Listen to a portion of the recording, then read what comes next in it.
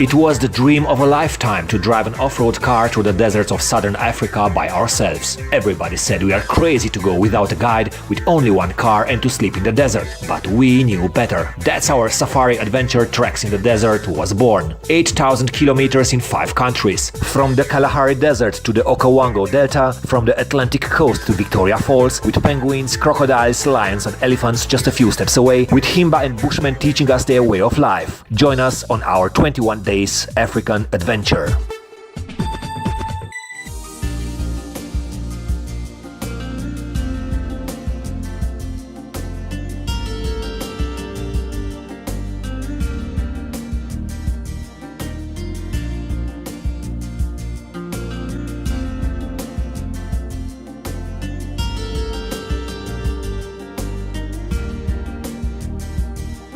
From Europe to Johannesburg you will fly around 10 hours.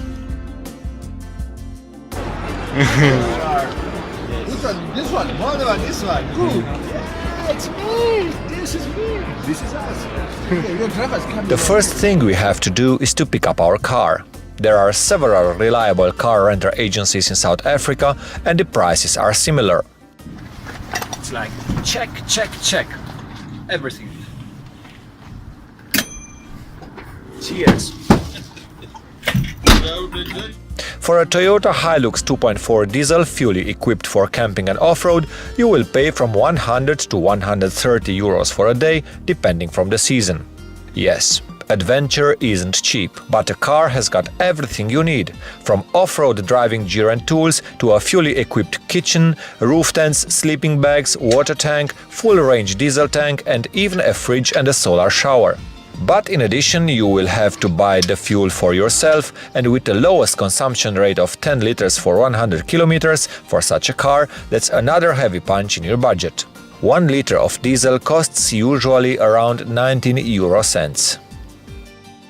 It doesn't matter. It weighs 2.5 tons. It has 2 meters. It's 2 meters high and over 5 meters long. Like I said, piece of cake for us. It's a right-hand drive car with no automatic gearbox. That means with my left hand I must do something that I haven't done in my entire life, to change gears. So let's find the back drive. Oh, it's working. Oh, but what? It's working. I think we're moving. Oh my God. I'm going backwards! Man, I'm going backwards! There are 6 gears for driving forward. Let's hope no, that's the 3rd one. That's the 5th one. That's the... Yeah! The 1st gear! Piece of cake, guys. Oh. Well, I have to... Oh, no, I'm sorry. Where's the street? Sebastian, where's the street? Where do I have to? Oh, right. Here? Right. Okay. Whatever. Okay. No, I think... no. Sorry. Hi. We love South Africa. The second thing you have to do is to buy supplies. In Europe, for 100 euros, you have 1 banknote. In South Africa, for 100 euros, you have like 20 banknotes. Now the first thing you have to do on an expedition like ours is to buy supplies, because on the plane you are not able to bring all the food and the drinks you will be needing for the next 21 days. We have bought some supplies. Well, I think we might just over-exaggerate it a little bit. Backspace, thank you. Thank you, thanks. For the first day we intend to drive all the way to the Namibian border at Rietfontein, around 800 kilometers. First we passed a heavily populated area around Johannesburg. Then we have a normal tarred road, and in the evening the road gets just a gravel track through the deserted landscape.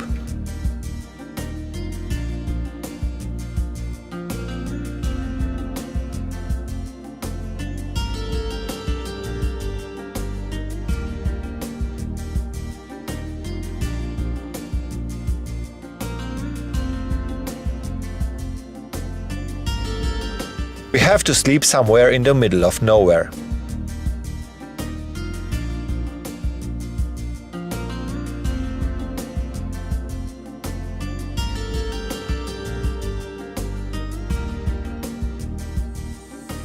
Rule number 1 for self-driving in Southern Africa. Whenever you find a gas station, fill her up. That won't put you in our position of buying low-quality, overpriced fuel in some forgotten little village of miners close to the border with Botswana. Yeah, we're in the middle of the wild. We have to tank diesel, a very low-quality one, diesel 500. What does that mean? That means that the car won't work. The scenery begins to change and the landscape gets better and better, a reason for us to get in the real African mood.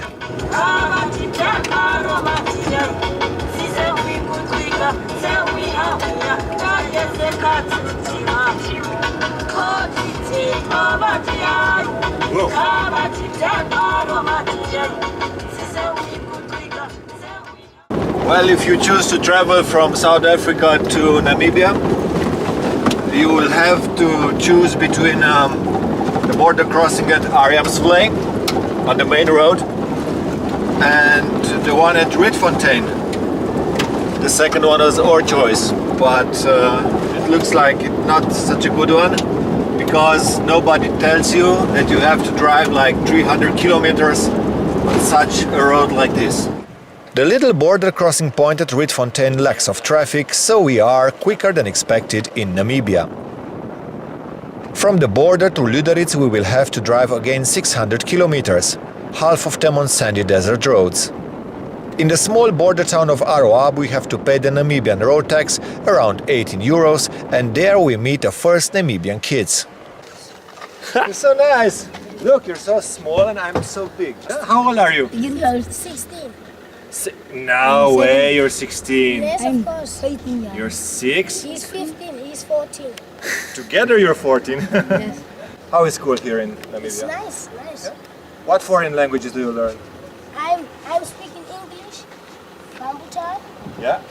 Dates, Yeah? Afrikaans, Yes? Namata, Herero, Herero. How do you say in Herero? You are my white friend. Marugoshiro. No, that's me. So, I'm Adrian from Romania. That's a country in Europe, far away, you know? If you will go too, don't worry, the same kids will find you for sure. In Namibia everybody speaks English and a lot of people also German. And of course, Afrikaans. Like in South Africa, people are very friendly and the European stressed and quick way of life is here completely unknown.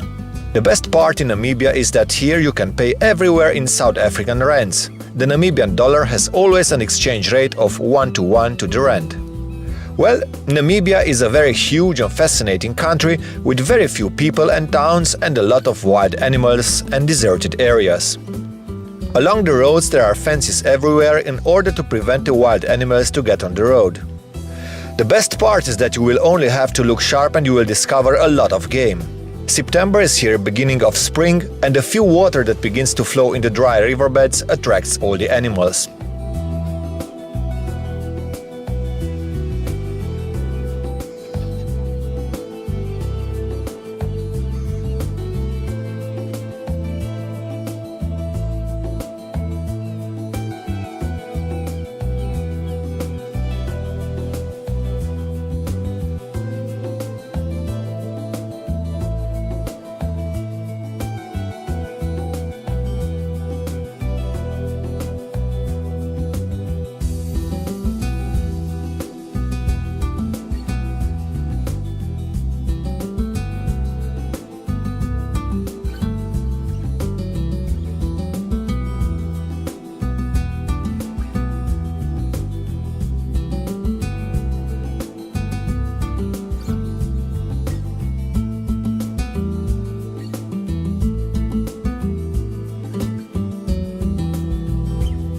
It's very hard to drive on such roads and it gets dark until we arrive in Lüderitz. In September the sun goes down at 6:30 p.m. Now that's what I call a short day. We are camping on a small peninsula called Shark Island.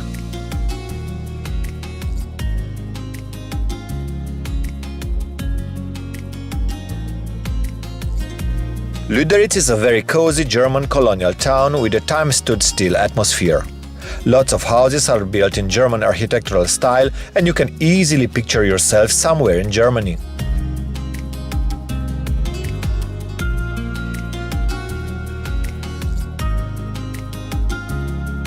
Lüderitz is surrounded by forbidden diamond mining areas, and you are not allowed to leave the only access road, with one exception, the ghost town of Kolmanskop. Deserted in the 1960s, now the ghost town offers a very great variety of photo subjects for the tourists. The old houses covered in sand. For around €5 per person, you will get a visiting permit for the ghost town, and you don't have to stick to a guided tour. The problem is getting there, as it is a 15 minutes drive outside Lüderitz. A taxi will charge you €5 per person to get you there. Visiting Kolmanskop is possible only during 9 a.m. and 1 p.m. daily. But if you are a passionate photographer, you can buy an expensive all-day permit which gives you the right to stay from dusk until dawn in Kolmanskop and take nice pictures.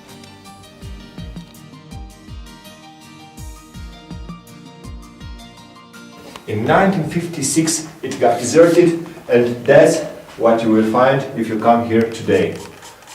A lot of sand in which you can bury yourself.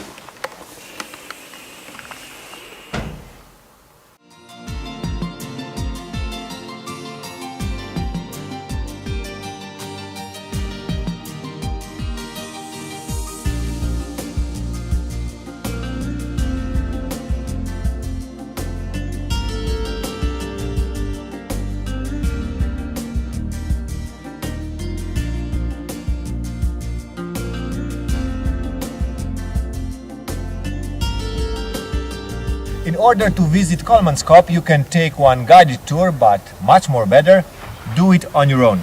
Nobody will ask you anything, and you will have your own privacy during taking a hot bath.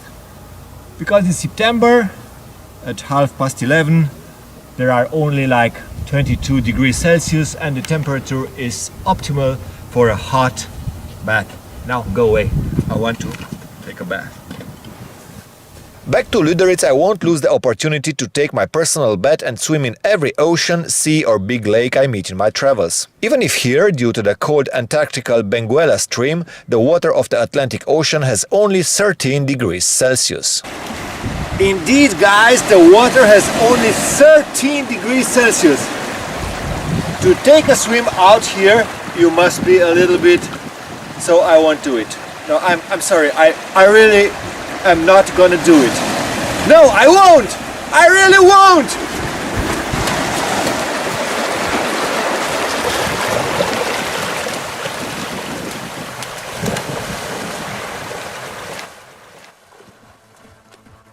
Treks in the desert after 1400 kilometers.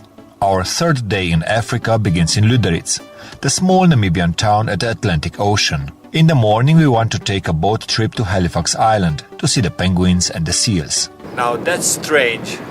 In the tropics to meet penguins and seals, but yes, it can be made here in Namibia. There are two islands actually, the Penguin Islands and the Seal Islands, and we're gonna visit both today with a boat.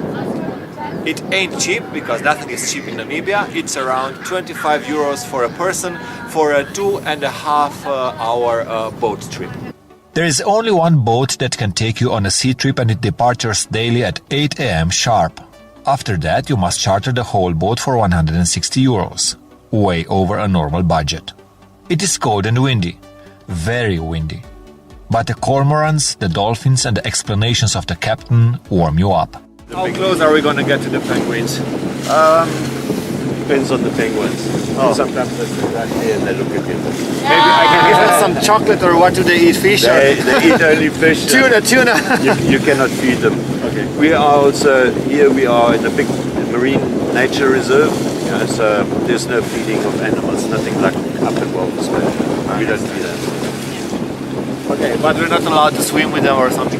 You can swim if you want. The water temperature is very nice this morning. 10 degrees. It's 10 degrees here. Yeah, sounds like jumping in. You really want to swim in this. Passing the Diaz Point, named so because here erected the famous Portuguese sailor Bartolomeu Diaz across in 1488, we are spotting some seals on a small rocky island.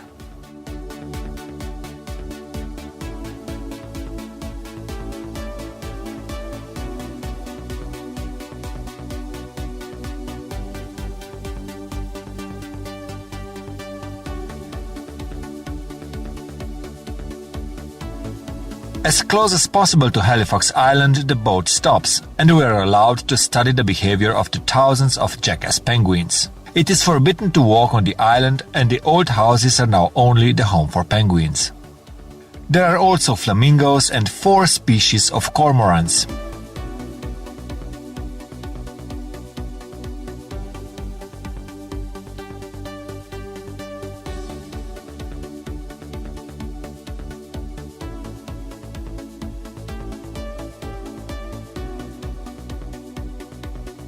After 2 very windy hours, we are entering the harbor of Lüderitz, and we are anxious to hit the road, because we have to drive to Sesriem. After a short paved road, we hit the gravel at the little town of Aus. From here we are prisoners of the dusty but fascinating desert of Namib National Park. Even if this is the main road to the famous sand dune of Sosuflei, there are very few cars. In compensation, there are lots of animals. The elegant oryx aren't shy at all, and seems like they love to have pictures of them taken.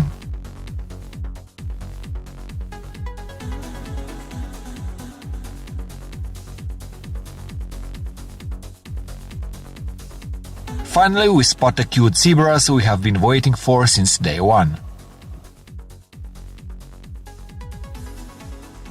Landscape changes every few miles. Even during a 5 hours drive, you can't get bored.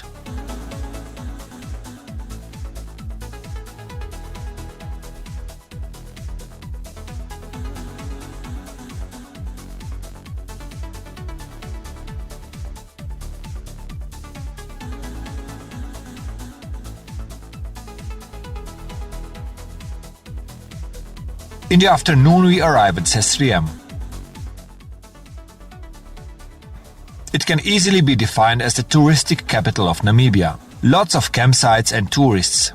We had to make reservations months before coming. It's a normal campsite. But look. Oh. We've got a water sink with actual water. Cold and hot. We've got a shower with actual water. Cold and hot. And the best part, remember we're in the middle of the nature, yeah? We don't have any walls. And look, we've got a modern European 21st century toilet with flashing.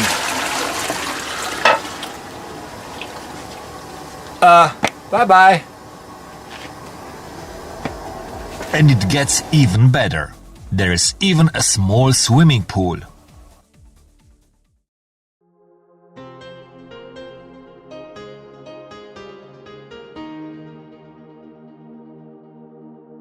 In this region there is a lot of game, and in the night when I woke up it seemed to me like I've heard something, like a pretty big animal. And here we are the tracks. This was one small mammal. You can see the footprint, and here it might have been an oryx, I think. Look.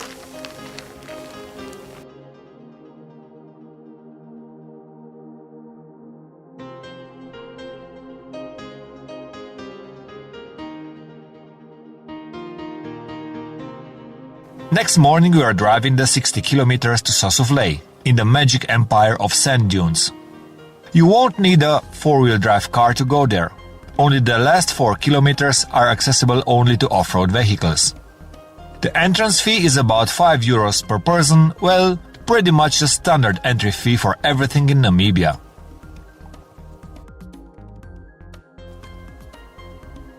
The most famous dune of Sosuflei is Dune 45, called so because it is 45 kilometers away from Sesriem. Unfortunately, you are not able to catch the sunrise or sunset at the dunes, exception if you are staying at one of the 2 campsites inside the park. The most beautiful pics of the dunes can be done only with morning and evening light. Now, if you're wondering where this beautiful red sand is coming from, apparently it originates in the Kalahari Desert and it is a few million years old. Here you can stick to a guide who will explain to you that in Namibia you will find 5 types of sand dunes, or you can just take off your shoes and climb the dunes.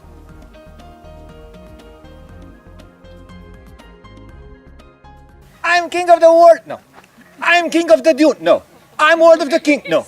Whatsoever. It's so beautiful here. It can drive you nuts. If you will get a déjà vu feeling, don't worry. It is because the famous Dune 45 starred in a lot of movies and pictures of it are all over the internet, in calendars and a lot of other places. The best way you can climb the dunes is with bare feet, because if you're going in some shoes, then you will collect a lot of sand and maybe there's a diamond in here.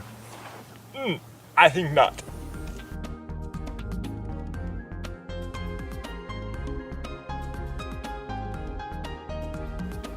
We drive all the way to Sosovlei. The last 4 kilometers are only doable with a 4-wheel drive. And yes, a good driver is also advisable.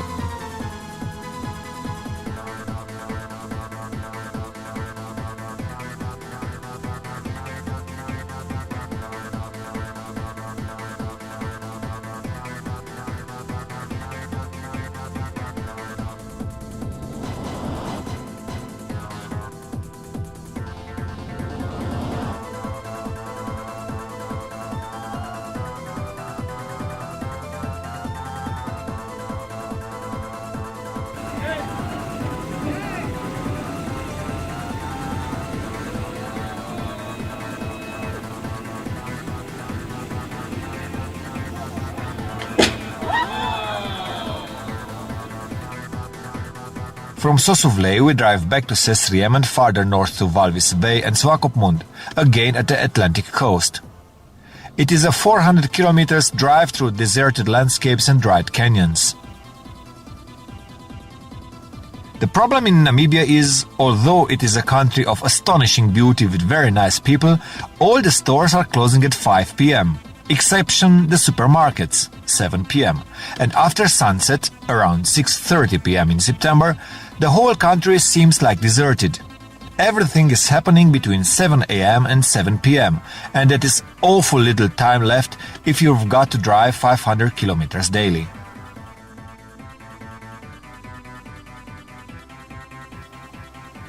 We sleep in a campsite in Swakopmund, intending to drive away early in the morning, but the car has another opinion regarding our plans.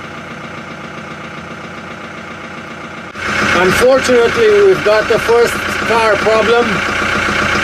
A hose from the diesel fuel tank is leaking since yesterday evening, and we have, I think, to go to the service and to lose precious time.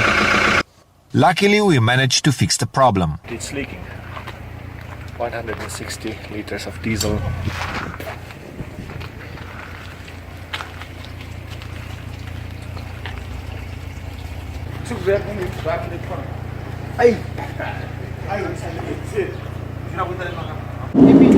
Namibia is a very beautiful country and the people are absolutely amazing.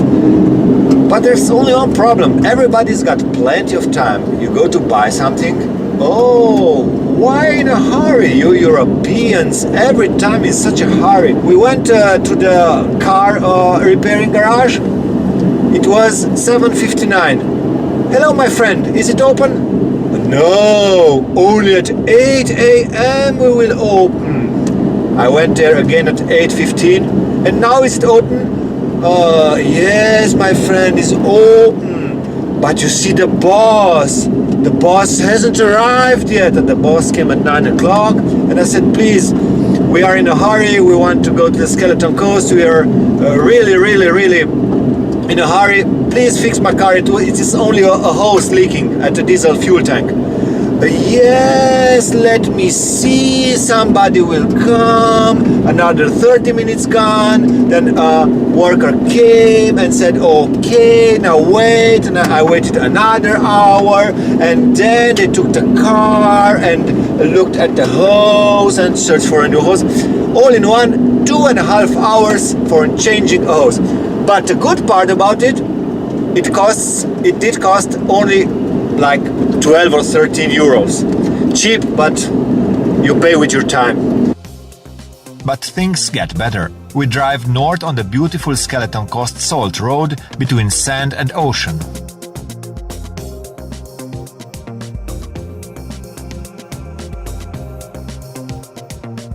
If we should believe what stands in books, the whole Skeleton Road coast north of Swakopmund is not tarred, but it is made of pressed salt. So it's one of the few salty roads of the world. But I can't believe that. So let's check it out. Man, it's really salty. It's really a salt road. I can't believe it.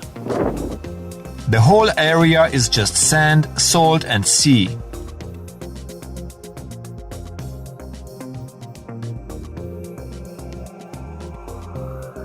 All over the side of the road you see these tables with salt crystals, and nobody's selling them. We stopped and look what we found. A price tag.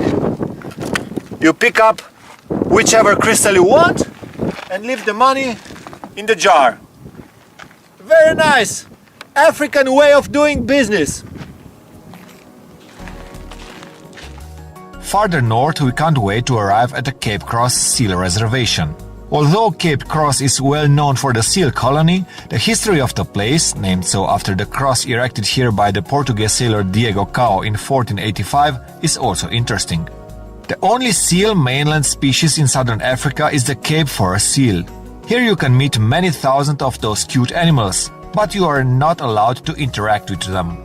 The entrance fee is, like everywhere in Namibia, 5 euros per person. Everything is just perfect. The weather is fine. There are around 100,000 seals here. They are very cute. They are very photogenic. The atmosphere is serene. You're like at the end of the world, and it's like in a perfect holiday. So everything is just perfect. Everything, well, not just like everything. Because it stinks!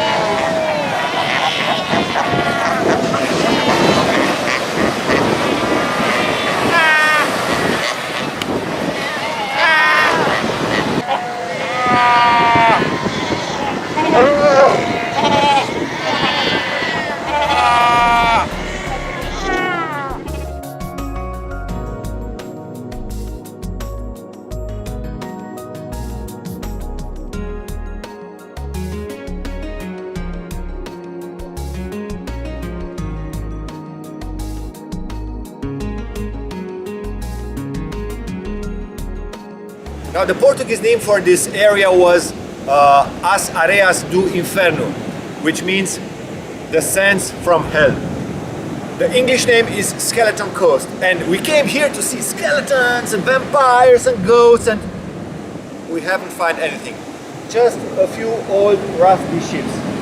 This particular one shipwrecked here in 2008. But you will be able to find a lot of older ships from which only a few rusty remains lie in the sand.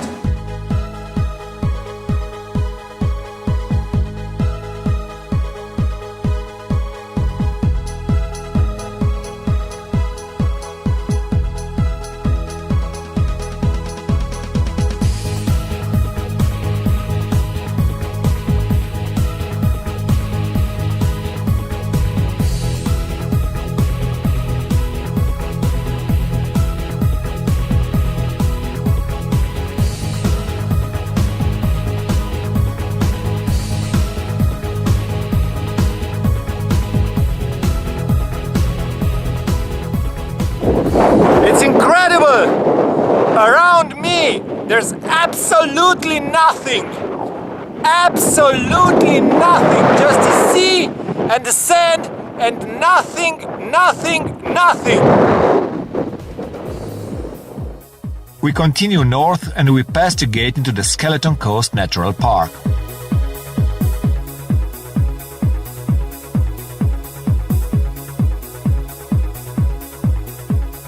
I know that all over the internet you are gonna read that for the Skeleton Coast you need a very, very special permit and so on and so forth. Nothing is true about that. Yes, indeed, for northern of Tora Bay you need a special permit which is very, very hard to obtain.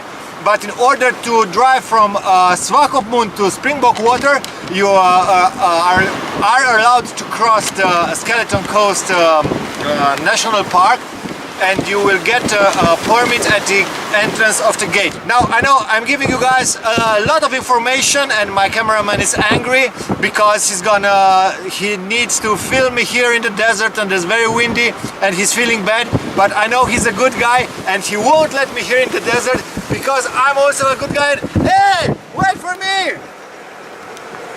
Hey, wait!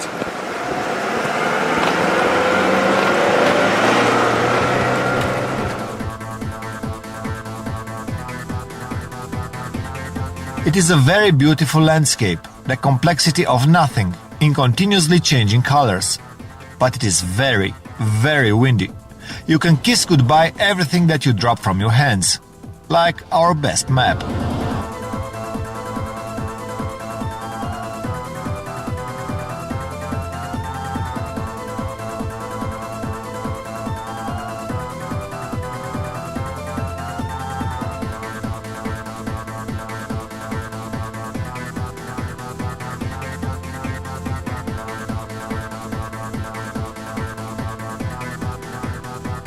After more than 2,500 kilometers from the beginning of our African trip, we leave the Skeleton Coast and the ocean for good and enter one of Africa's most remote areas, Kaokoveld. Before camping in the area around Palmvag, we are welcomed by giraffes, but it might have been elephants or lions instead.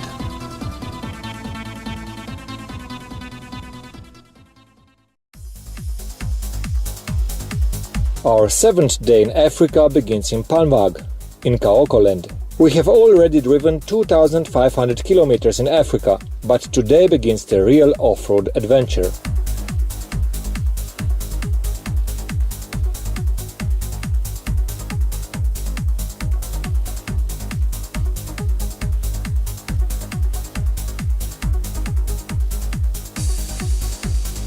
Through Sesfontein and Puros we reach the four-wheel drive riverbed trails, which we want to follow farther north, in order to get eventually to the Angolan border at Epupa Falls.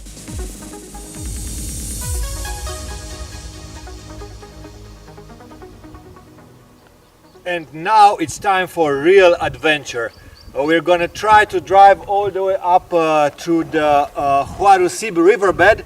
And what do you know, there's actually water in this river because it's the beginning of the spring. That means we will meet a lot of animals. We'll try to work out our way to the north, to the Epupa Falls, only on 4 WD trails in riverbeds.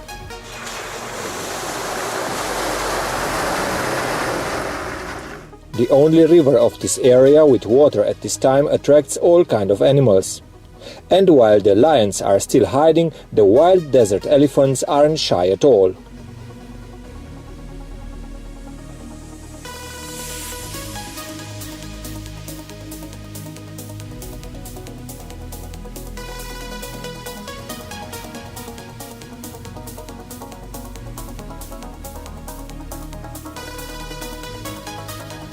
The Huarusib riverbed trail requires experienced off-road driving.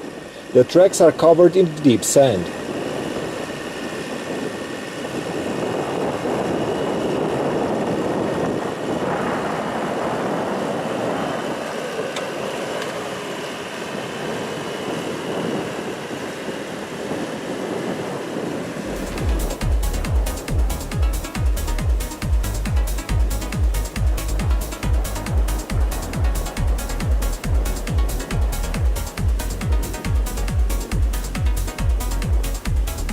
After putting the car to serious test for hours, we leave the Huarusibi River and cross the rocky pass to the parallel valley.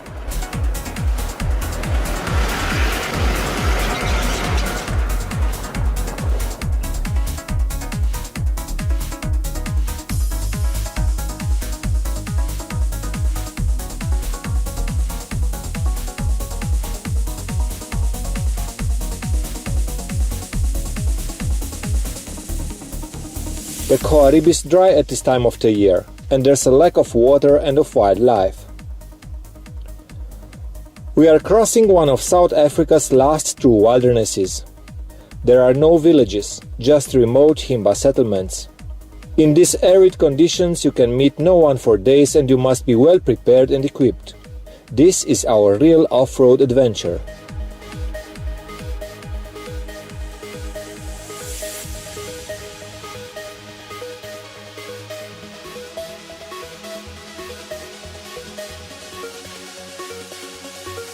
We are stopping for wood, and because in 90 minutes the sun will go down, we are looking for a good place to camp.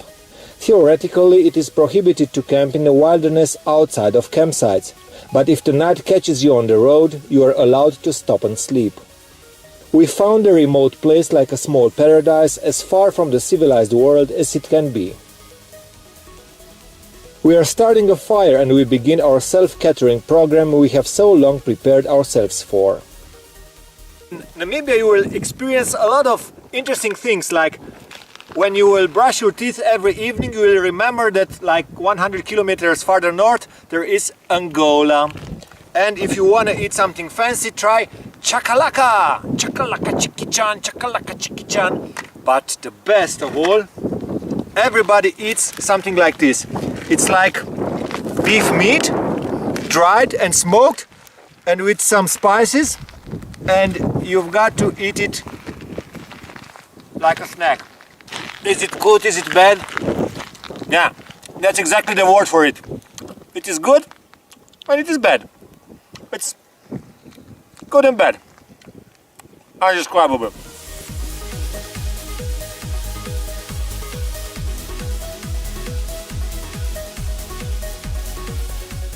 Such a fully equipped camping car is really a wonderful thing. I wonder why we don't have these things in Europe. Look, we even have a toilet, a campaign toilet, yeah? You're gonna use this something like whatsoever. But the best part, look, the shower. You just have to press a knob and the water already flows. Woohoo! Yeah, the nearest village is like 150 kilometers away and we can take a shower in the desert. Woohoo! Oh, back off, back off. It's idyllic to sleep in the middle of nowhere, but in the night we must take care of animals. Hyenas and jackals are supposed to come and search for food around our campsite. Every 2 hours I woke up to look for animals, but there was nothing to see. We were all by ourselves all night long. In the morning we discovered that the fuel tank hose is leaking again. Now that can be a problem out here where the car's diesel consumption is over 15 liters for 100 kilometers. We still have enough fuel and an extra 20 liters jerry can, but you can never be sure. Today we have to pass the roughest road of the entire region and we will have to exploit at maximum the car's off-road abilities. Even from inside your comfortable car it may look like there's not even the trace of a danger. Be careful people, you're in the middle of the desert, hundreds of kilometers away from people and civilization. And there are wild animals, alive or dead.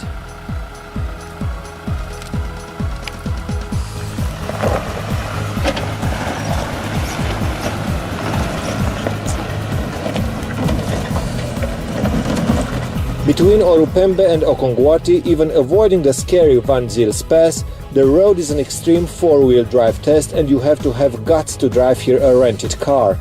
There are huge rocks on the way and I must admit that only a miracle helped us not to get even a punctured tire or worse. Don't forget to have good maps and navigation devices. We used tracks for Africa and open cycle maps and had no problems in maintaining orientation. Încolo. Bun, bine. Încet. Stânga. Hai. Bun. Dă-i. Dă-i.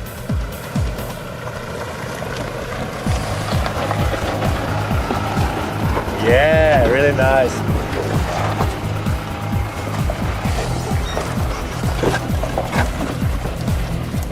Now I can tell you that compared to Mongolia, for example, navigating in Namibia's remote areas is almost a piece of cake, but you can never be careful enough. The settlements you will find on maps are just a few cottages in the middle of nowhere, and you won't be able to find here supplies or fuel. Interesting are the names of the inhabited places, all derived from the Himba names and most of them beginning with the letter O. Opuo, Okongwati, Orupembi, Otinja, Otinjange or Okahao. The strange part about that remote area is that you will have it hard to find the wild animals, but you will get to see plenty of goats, sheep, cows and donkeys. They all belong to the Himba nomads.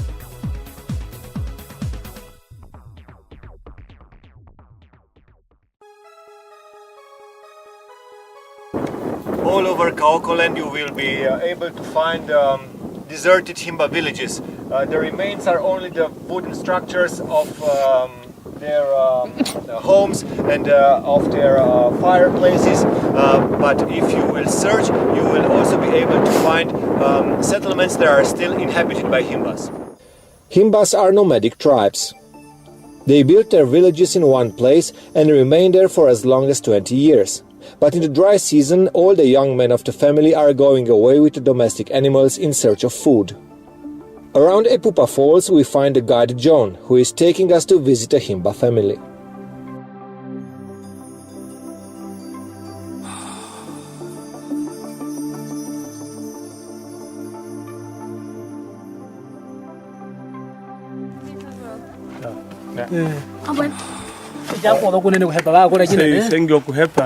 Thank you.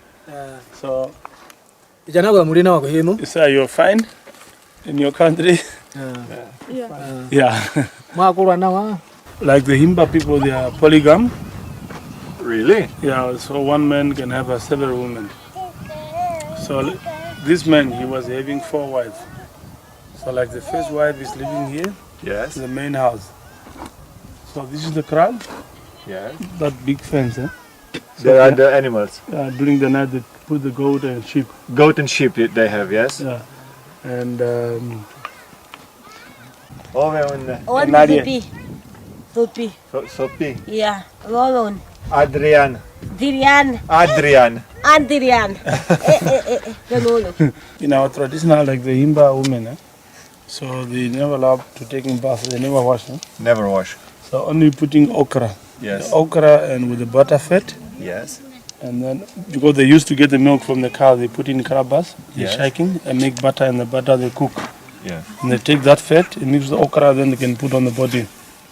So I said the women, they had the extension. Yes. Like long time ago, they have been getting the hair from the men, Yes. like the brother or father. They Yes. go there, then they cut it and they give to the women, Yes. so they can braiding together to make a little bit longer. But when you check the hair now to the end, Yes. so they buy the hair like Syrian hair, like Indian hair. So Okay. then extend it together. Okay. And the kids, they are not going to school. They are gonna learn everything they need here in the family. But this time they do. Some Yes. of them now they are in school. Really? But the Himba, they don't send them all. Yes. But only this time now they are sending children to the school. Yes. But like long time ago, they were not sending the children to school. Okay. Every small village belongs to a family. The houses are made of hard wood and covered in a cement-like mixture of cow poo and sand. The Himba women are famous for their astonishing natural beauty and for the red mixture of ochre butter and herbs they are painted with. So they go in the nature. They correct different plant. So they make the small fire, and then the women can sitting on this. They clean it with the smoke to make hair smelling nice because they don't wash. The other one, kind of the basket, they can hang on. And they used to put the skin, the skin, the leather they are wearing on the bottom here. Yeah. And also they can hang on, and then so that the smoke, or even the blanket or material, they can cover it, then clean it with the smoke. We brought gifts in form of food supplies, and in exchange you are getting to learn a lot about a simple Himba way of life. One interesting part is about their medicines. In case of serious illness, they have a few traditional medicine men, one for many families. It is not easy to become such a Himba doctor. You have to study traditional medicine with the elder ones over the border in the mountains of Angola.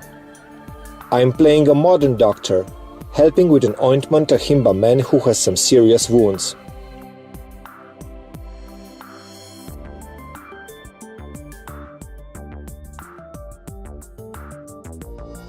From car wheels, Yeah, he's taking the rubber and making some shoes. yeah. After the tire puncture, they buy it. Yeah? Oh yeah, and he has now Already sandals. done. Yes. It's already done. Then later they are going to be like this. Really? Hmm. But they're looking like made This is in the a leather. factory. Yes. No, the side. There Yes. is the soft leather. The soft is the one on the Straps, side. yeah. After the visit to the Himba, our local guide takes us to see the crocodiles and the monkeys along the Kunene River. I think I won't be able to swim in the river then. No. Can't swim it. From 2 years ago, Yes? one guy from America, Yes? they went down below the falls. They swimming. Really? One guy attacked by crocodile. Really? And who won? Yeah, The but crocodile won. There were 3, but one is Yes. eaten by crocodile. But we find the body, one arm gone, one leg gone. Really? After 5 days, we find the body somewhere. Even from last year, one young man, Himba man, swimming, but not die. It's likely the water was not so deep. Yes. He catch him here, Really? but he was having a knife because the Himba they have a big knife. Yes. He took in the mouth, Yes? then he leave him. He cut the crocodile.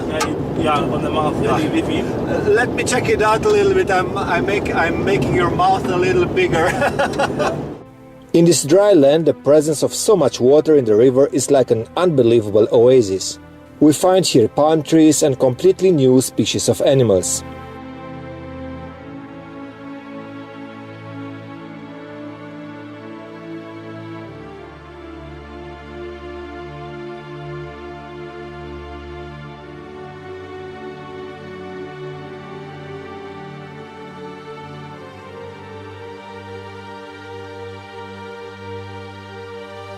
The Kunene River is the border between Namibia and Angola, but it is very hard to obtain the Angolan visa and you are not allowed to cross the border with a rented car. Now this river is the border between Namibia and Angola, and even there's only 50 meters to Angola. I am not allowed to cross this river because of the crocodile. So I guess I'm gonna lose the opportunity today to practice my little Portuguese language skills on the other side of the river. But maybe in a few years we will come back, and who knows, that time we will make a quality.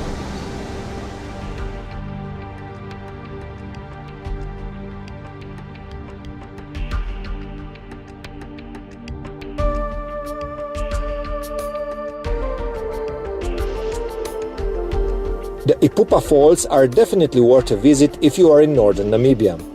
Now the famous Ipupa Falls are actually many waterfalls that are stretching on the river over a length of 1.5 kilometers.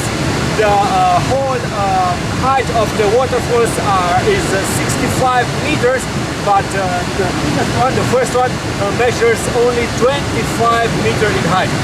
The view is astonishing. Even in the dry season it is well worth a visit.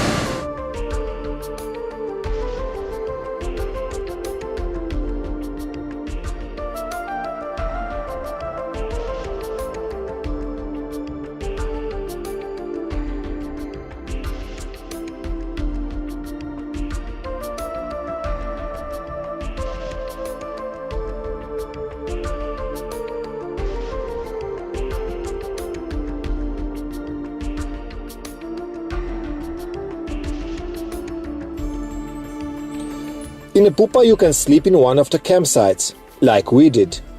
It is a small settlement and there are very limited possibilities to buy supplies and fuel. We can't find help to fix our car and we lose some serious fuel with every hour gone. Always diesel fuel. Looks like we've lost over 1 liter diesel during the night. That shitty leaking hose. Yeah. Due to the car problem, we decide to skip the picturesque but bad road upstream to Ruacana and choose to search for help south, in Opuo, the closest town. After 3,500 kilometers, we are at the half of our journey, and we have already passed all the four-wheel drive tracks. Our second part of the African journey begins in northern Namibia, at the border with Angola. From here we drive to the famous Etosha National Park with a short stop in Opuo, where we manage to fix the leaking fuel hose at the car, to refill our gas tanks and to buy supplies.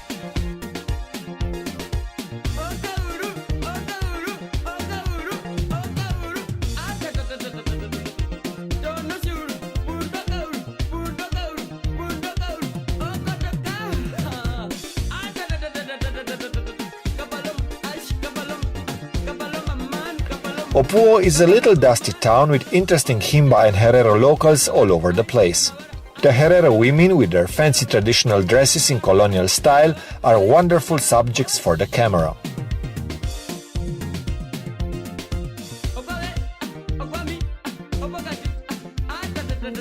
A rather uninteresting 200 kilometers long road leads us to the veterinary fence that separates northern from southern Namibia, and after this we enter the Etosha National Park. Usually the tourists are not allowed in the western area of the park, but if you make a reservation for one of the campsites in this region, Olifantsrust or Dolomite, you will be allowed to pass Galton's Gate. That's what we did, and so we enjoyed the less crowded western Etosha just for ourselves. There is really a nice feeling to be the only car which stops at waterholes and see a lot of game and to get surprised by animals crossing the road. Inside the Etosha National Park, the speed limit is 60 km an hour, you are not allowed to leave your car outside the campsites and it is forbidden to drive off-road.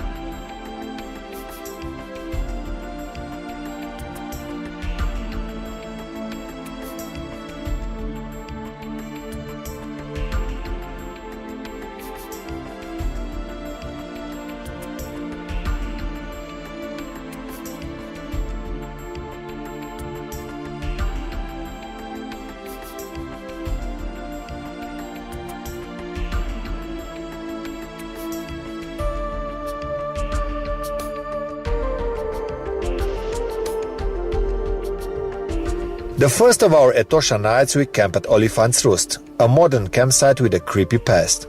Here is the place where in the early 80s the government slaughtered over 500 elephants in order to protect the other animal species, especially the rhinos.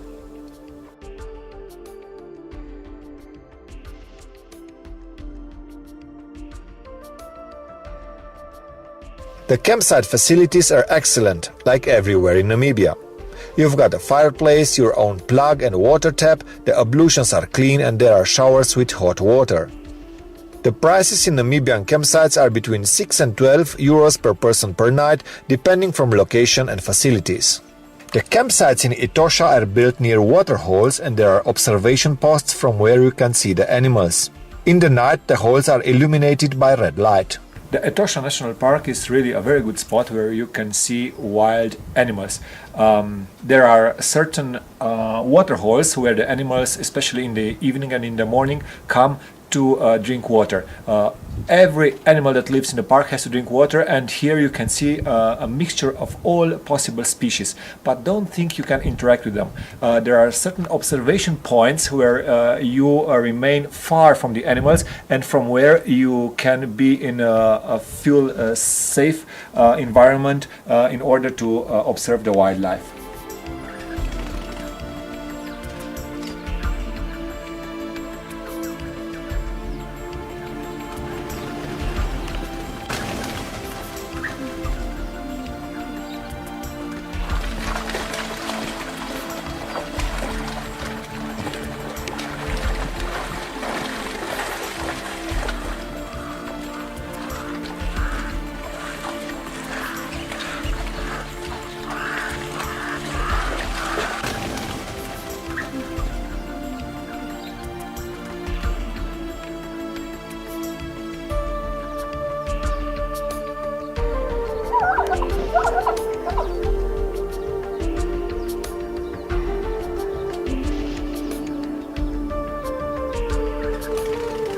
The campsites are protected by electric fences because there are a lot of dangerous animals, for example lions.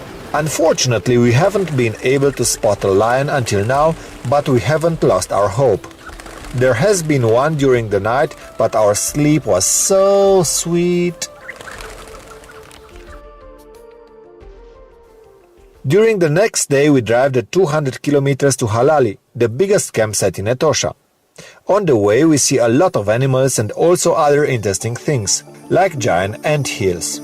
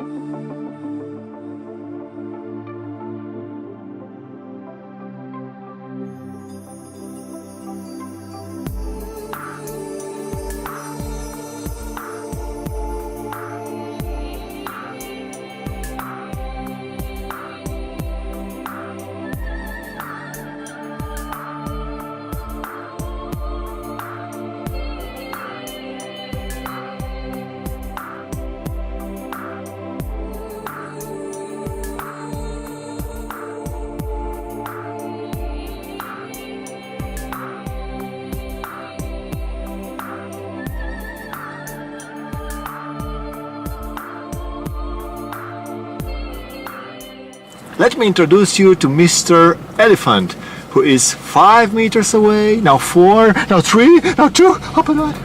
Okay, hi.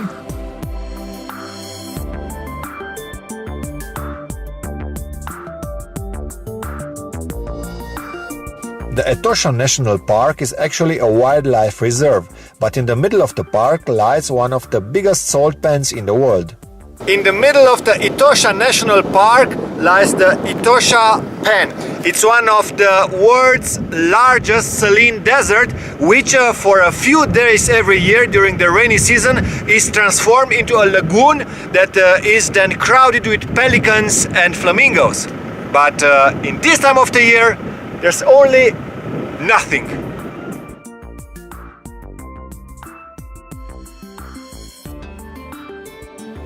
Halali is well located pretty much in the center of the eastern part of Etosha, and therefore a very desired accommodation place. Namibia is usually a very expensive vacation destination, but you have to be clever in order to spare some money.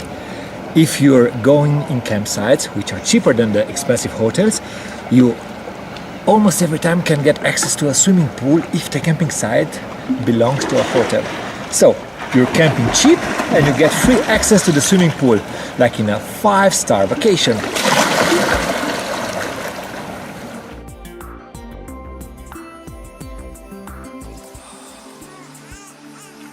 From Halali we have a long drive, over 500 kilometers to eastern Namibia, around Zambia, in the land of the San population. From there we want to cross the border to Botswana. All over the internet and in every tourist guide we have read that around Zambia, to the border to Botswana, there are San people, the Bushmen, yeah? And we came to search for them. And we find only bush, no man. There are no roads. Thank you, tourist guides. Thank you, internet, for the good advice to come here, to scratch our car, to drive until the sun goes down, to the middle of nowhere. Where are we? Somewhere near the border with Botswana. And where are we going? I don't know. We're searching for a way back to Zambia, or for a place to sleep.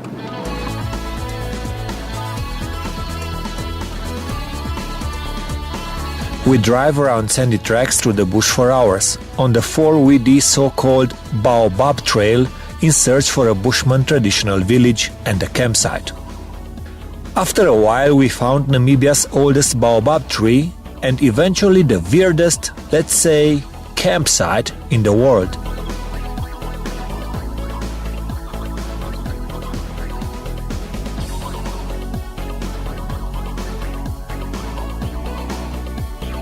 The reception is just a spot on the grass and the whole thing is nothing but a lightning in the woods. It's pretty creepy out here, so we continue to the border with Botswana.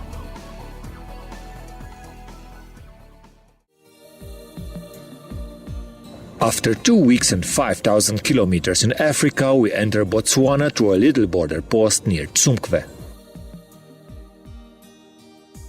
In case you came over the border from Namibia and you don't know in which country you are, you just have to look on some trees, on some road signs, because very many of them are painted in the Botswana national flag colors. Blue, white, black. So, where are we? In Botswana! After a short stop in the town of Maun for confirming our reservations, we are heading for one of the major objectives of our journey, the Okavango Delta. The mighty Okavango is flowing from the mountains of Angola into the salty deserts of Botswana, where it disappears in the sand, not before giving birth of a fascinating delta with one of Africa's most exquisite biodiversity. The Okavango Delta is one of the wildest and full of animals natural parks of the world. It is also very expensive and hard to reach. You can get there only by a reliable 4WD car or by small airplanes who land on narrow airstrips in the woods. It is easy to get lost even with a good navigation system, and that because of the waters, who appear and disappear, covering the tracks depending on the season. The prices for entering the park are high, 10 euros per person per day and 5 euros per car per day, and the campsites cost 25 euros per person per day. The prices for the 5-star lodges hidden in the small islands deep into the delta begin way over 100 euros per person per night. The taxes are so high because it looks like the government of Botswana doesn't want to encourage mass tourism but to keep it exclusive. Driving in Okavango gives you the opportunity to be as near to different animals as it can be. And don't worry, you'll get to see plenty of them. Man, there are some elephants. They're coming from left. They're gonna cross the road.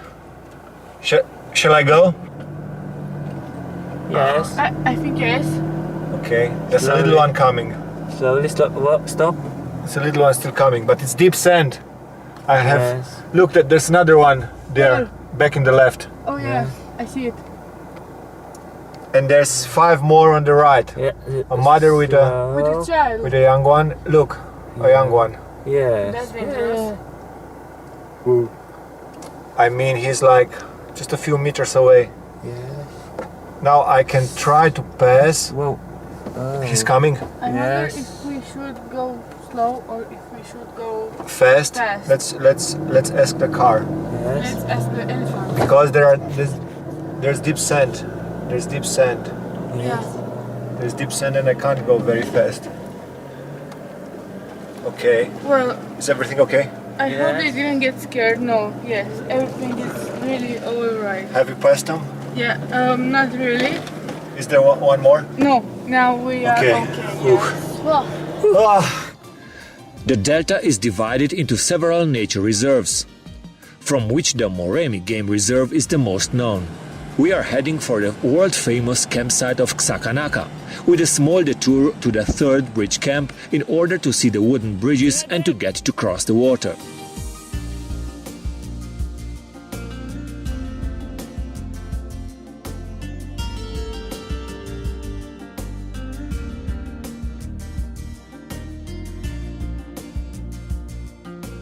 It looks like we have arrived at the famous third bridge, and what do you know, there's plenty of water here, which we have to cross with a car.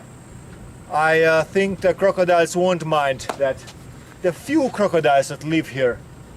Okay, let's do it, guys.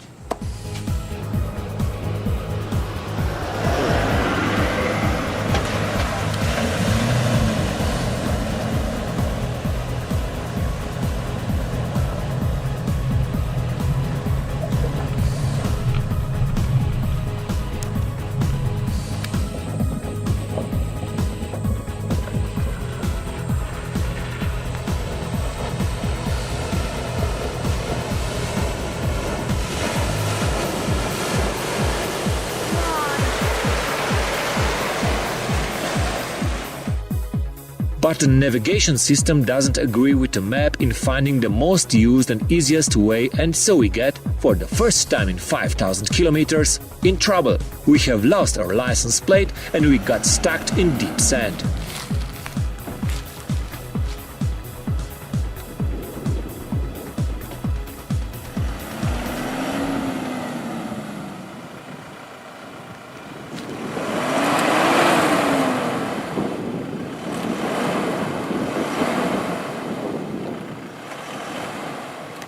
I think we have to go back and search for the plate. We have lost it somewhere in the river, I think.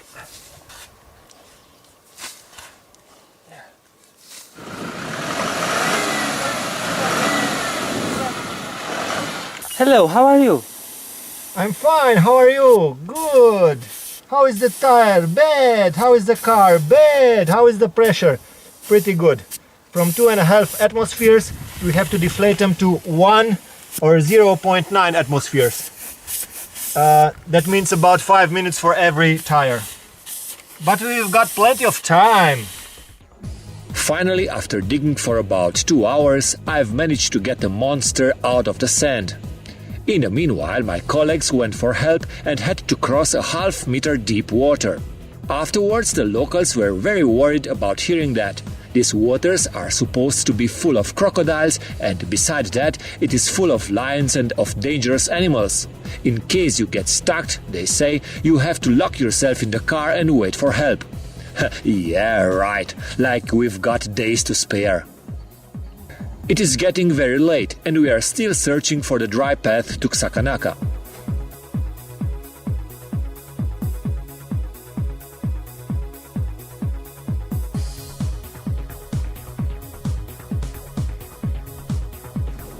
It was a very hard day, and so we spent a whole day for the 15 kilometers between Third Bridge and Xakanaka, and now it's almost 6 p.m. and the sun is going down, and we still have 2 kilometers to Xakanaka, and the road is horror. It's horrible. We have just arrived at the Xakanaka campsite, but correct me if I'm wrong, Sebastian, is that an elephant?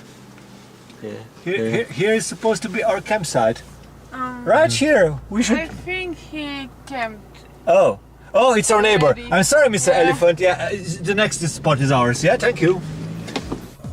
The camp is literally at the end of the world, surrounded by swamps. Deers, hippos, elephants and hyenas are crossing the camp during the night, making us prisoners of our tents.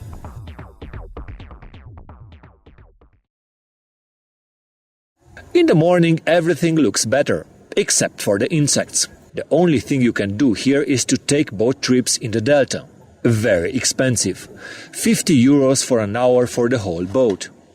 Initially, our intention was to hire a traditional wooden boat, a mokoro, for a boat drive in the Okawanga Delta, but that's possible only at a third bridge campsite. Here in Sakanaka, you can hire only a motorboat, and the prices are from 580 pula an hour up to 750 pula an hour for the whole boat, not per person.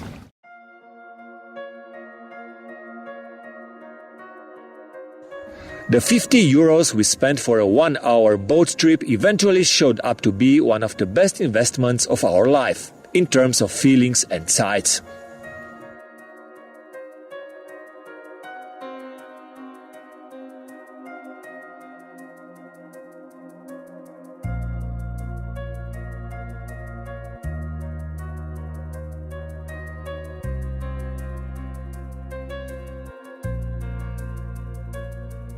So this water has come from Angola, in the north part of Angola and Benguela Plateau. Then if there is too much rainfall in Angola, we get more water in Botswana. But if it's less, we get less water. Really great river is making a delta in the middle of the desert, and after this delta there's no trace of water. The waters get sucked into the sand. Here there are a lot of crocodiles and hippos, so it is very dangerous and strictly forbidden to swim in the water. Are there many crocodiles around here? In this river, we just find a little crocodile. Most of the big crocodiles, we see them on the channel. But it's not safe to swim, yeah? It's not safe to see. Okay, so no problem. I will now get undressed and I'll take a cold bath, yeah? Okay, thank you. Go away, go away.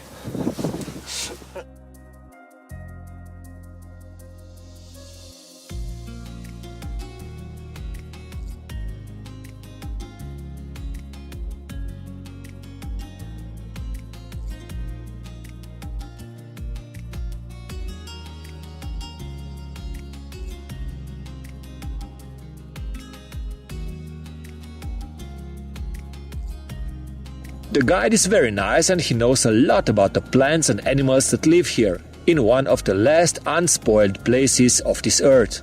In this time of the year, elephants they visit the delta to feed on soft materials because we from winter time, so the vegetation outside is dry. So they just come to the delta, feed on soft material because the lifespan of an elephant is determined by its premolars and molars. So when their molars is graded, the lifespan will be short.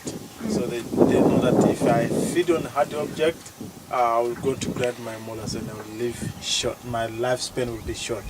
And leopards, they like to be on top of the tree. When these animals that feed on the flowers, the leopard will just lay it on top of the back of them. Then it kills them. And lions? It's very rare to see them because this time of the day, they just go under the shade. Yeah, they don't like plenty islands like this one with short grass because they need to be hiding for their prey so that the prey cannot see them before they see the prey. Yeah, they just hiding, then they wait for the prey.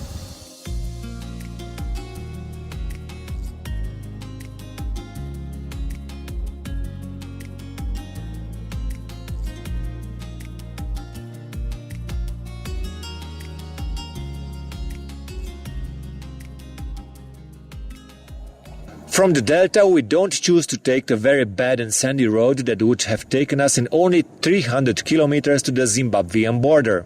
We consumed too much fuel a day before while driving around like nuts with low gear between 3rd Bridge and Sakanaka.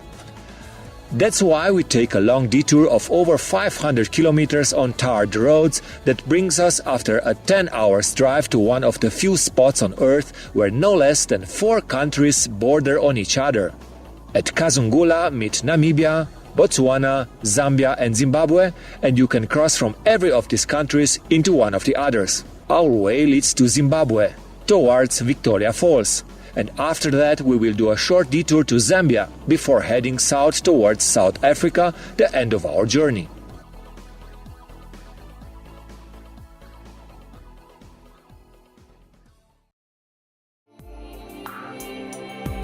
We approach the last part of our journey, but we still have 3 countries to go.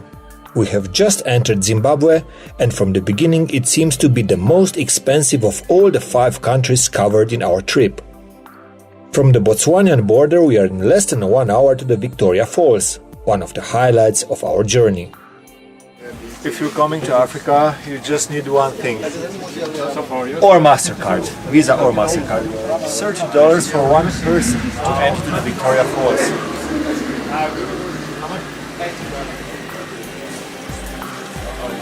Hello, sorry.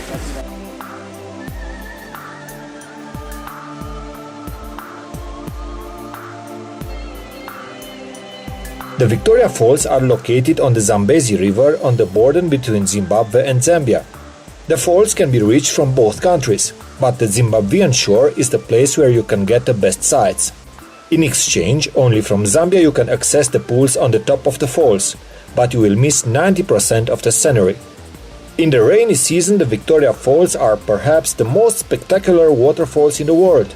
But even in the dry season, in September, it is one of the top 10 nature wonders of the earth.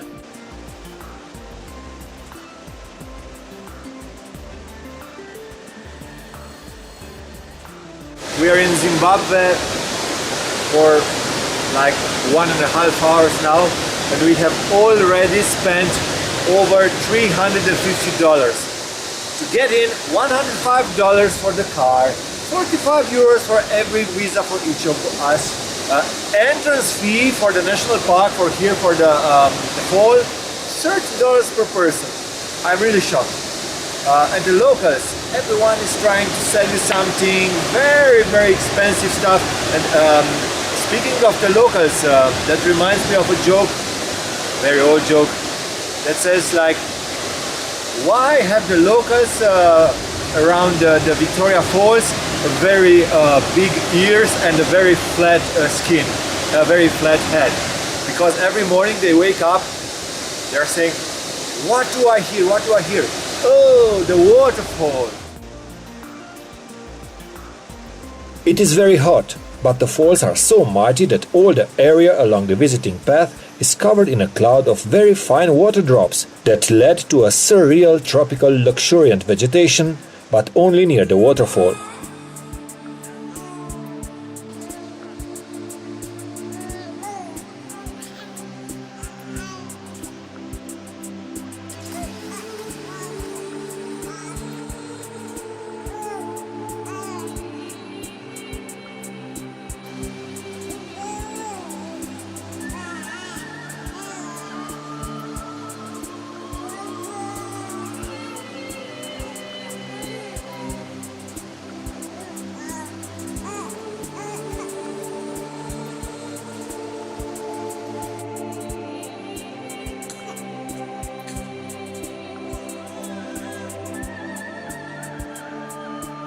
The visiting of the Zimbabwean Vic Falls National Park lasts between 1.5 and 3 hours, depending on how many pictures you take.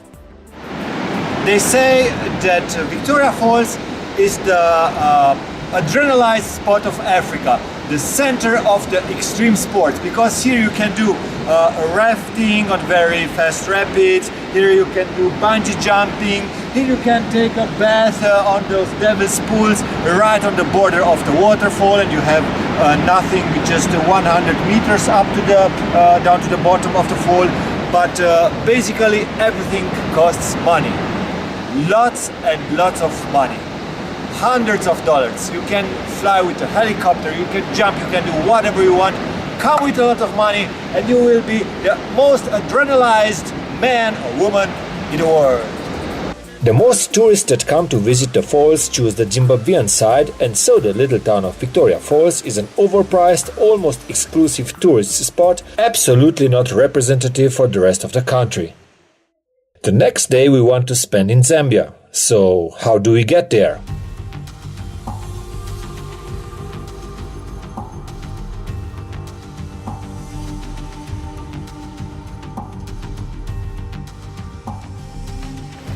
Crossing the border from Victoria Falls, Zimbabwe to Livingstone, Zambia can be made in different ways. The most expensive one, with your own car, you pay like $100 taxes and so on and so forth. For 1 day in Zambia, it ain't worth it. The cheapest option is with a rented bicycle. For a bicycle, you pay around $5 for an hour. Not a very cheap option. The cheapest of all options is on your own feet, like a pedestrian. You have only to show your passport at a Zimbabwean border control post, and then after the bridge over the Zambezi is the Zambian control post, and with no money at all, you are in Zambia.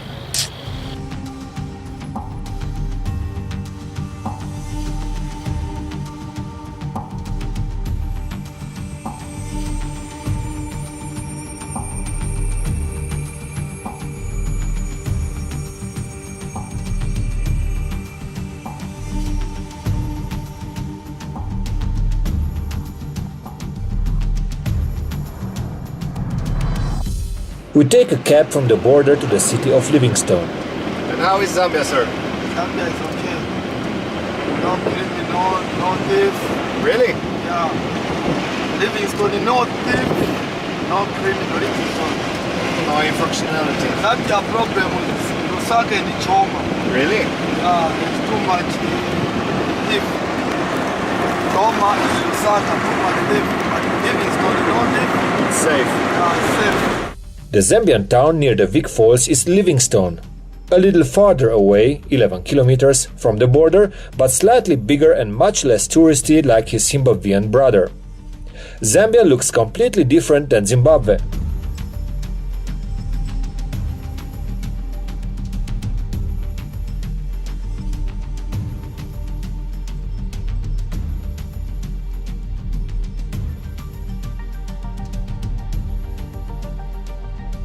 And whilst in Zimbabwe the currency is the US dollar, here they have a currency with an, at least, original name, kwacha. Our visit in Livingstone was very short, but we liked the typical African atmosphere, the nice and friendly people, and the nobody is in a hurry feeling. Back to Zimbabwe, carefully, you will have to get a double entry visa. We are hitting the road south towards the town of Bulawayo, one of the biggest of the country. On the way we passed the Hwange National Park, but we are already short on cash and we saw enough animals in Namibia and Botswana, so we choose to pass this time the Hwange Park. Bulawayo is not a touristical city, and so we have it hard to find a campsite. The only one is old and, well, full of surprises.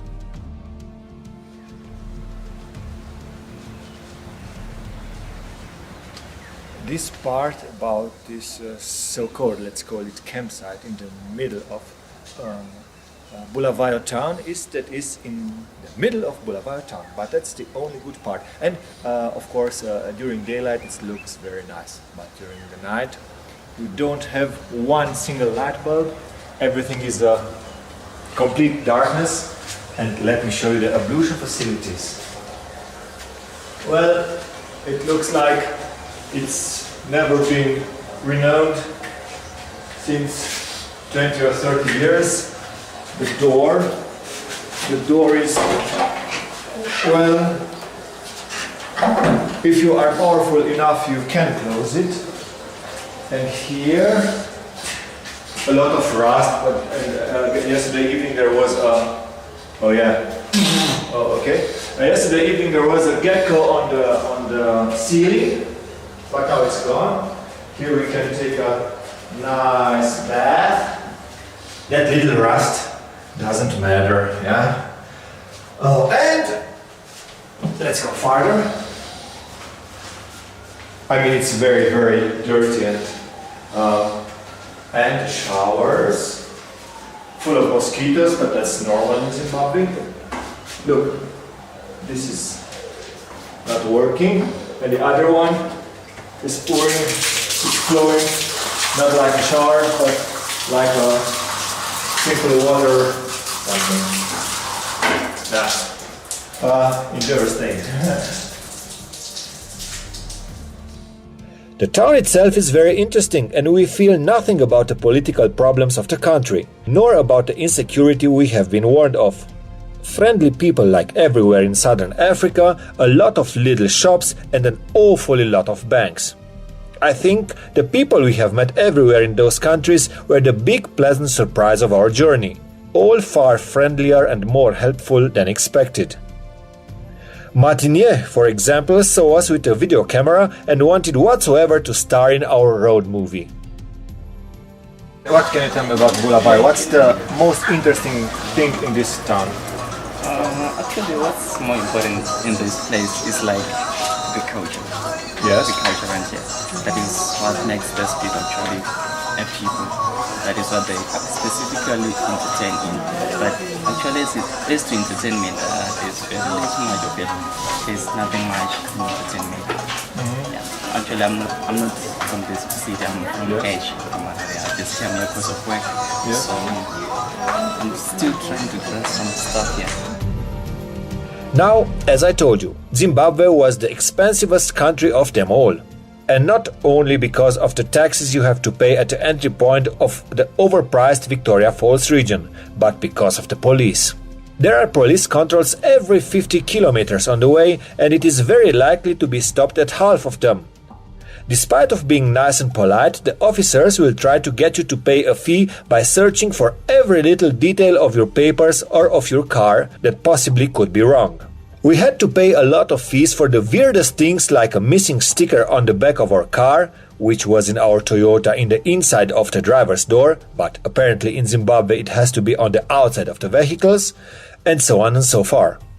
Our fire extinguisher was, in their opinion, also not alright, even if it was brand new, with a production date only 1 month earlier.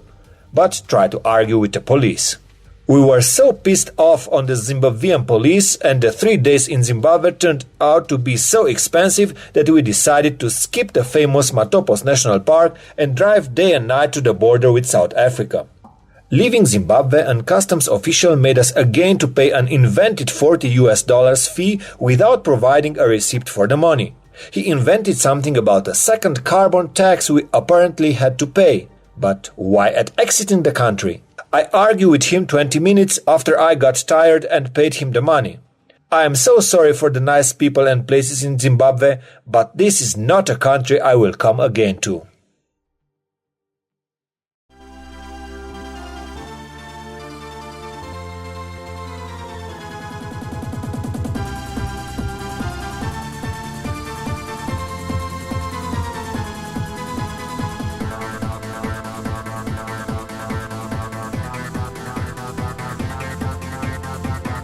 The last days of our expedition we spent in Johannesburg, one of the 3 capitals of South Africa and the biggest city in the world which is not situated on a river or at the sea.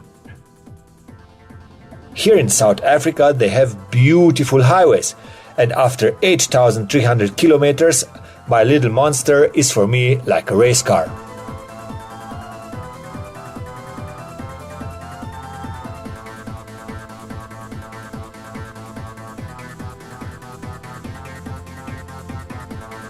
We didn't know what to expect from a 3.5 million inhabitants city with a world-known high criminality. But it turned out to be a very interesting place with colorful people with a great sense of self-expression. On no other place in the world I saw so many hair colors and crazy haircuts, so utterly weird heads and so many original people. Johannesburg turned out to be one of the most fascinating cities I've ever seen. The colors, the vibe, the atmosphere, the people, everything is so different and so captivating.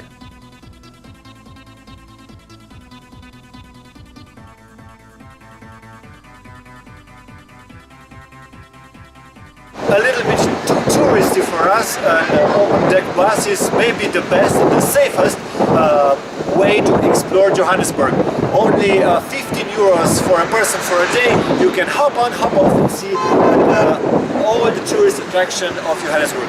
And if you get stuck in traffic, well, that's the best part about it.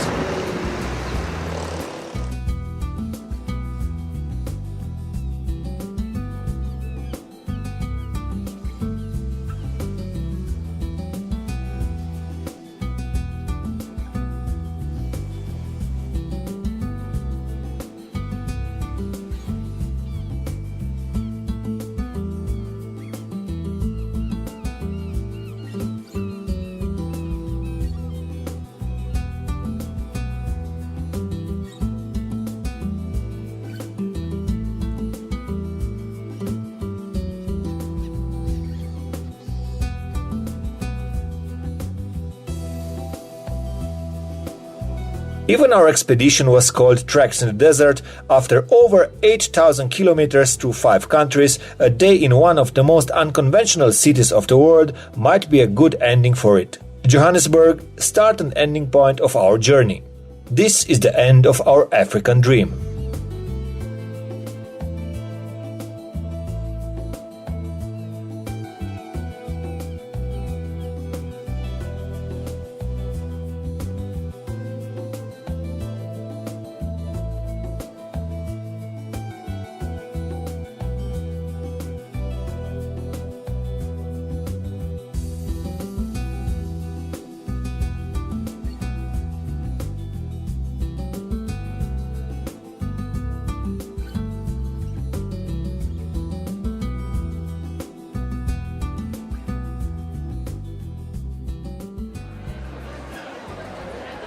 After 8,300 kilometers in Africa, there's no better place to end the expedition than with a cup of rooibos tea. About those 5 countries we've been the last 3 weeks in, we can only recommend them. Come here, enjoy the view, enjoy the beautiful people, take pictures of the animals and feel the nature. Our expedition has now reached its end, but the life goes farther, and because we are addicted to travel, soon we will be back with another movie, because every travel has a movie.